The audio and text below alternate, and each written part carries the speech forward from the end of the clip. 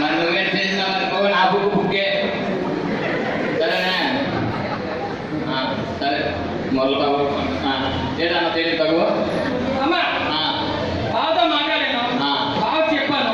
ఆ విధంగా నచ్చగా మంచిదన్నారా? ఏం మంచిదన్నారా?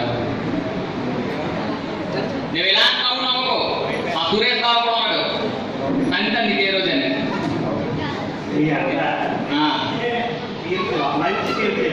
ఏం చెప్పాడు? ఏటన్నా తీర్పు అంటే అంత సరదా పడతాను నేను ఇచ్చిన తీర్పు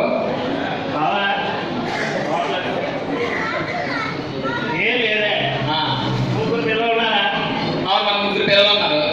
పంచుకోవడం ఎలాగే ఆ ముగ్గురు పిల్లలు ఎలా చూస్తున్నారు? ఫస్ట్ ఆపరేట్ పుట్టిందే ఆపరేట్ చేయమని అన్నాను. మగోడు కావాలన్నా మళ్ళీ రెండోసారి ఆపరేట్ పుట్టింది. అప్పుడు ఆపరేట్ చేసుకోండమ్మా నాకు వద్దు, మగోడు పుడితే భుజాలు గజాలు చేసుకొని ఈ దాన్ని తిరగల్లా, నాకు మగోడే కావాలన్నా. ఆ మూడోసారి కొన్ని కర్రీ నూనె రేఖలతో మూడోది అయితే పుట్టింది. అది ఇప్పుడు ఎలా పెంచు నేనే నా మగోడికి ఎవరు నలుపు ఎప్పుడు నల్ల బంగారం.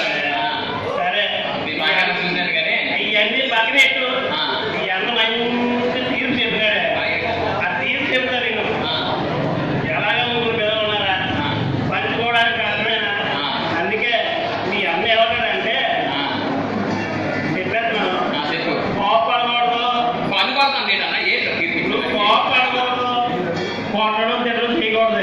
చెప్పు చెప్పేస్తున్నాను చెప్పు ఏంటంటే ఎలాగే ముగ్గురు ఉన్నారు కదా బావా, పంచుకోవడానికి కష్టం ఉంది కదా, ఇంకొక సంవత్సరం కావాలి చేసి ఇంకొకరు కలిసి చెరువుకి పనిచేసిన బావా అని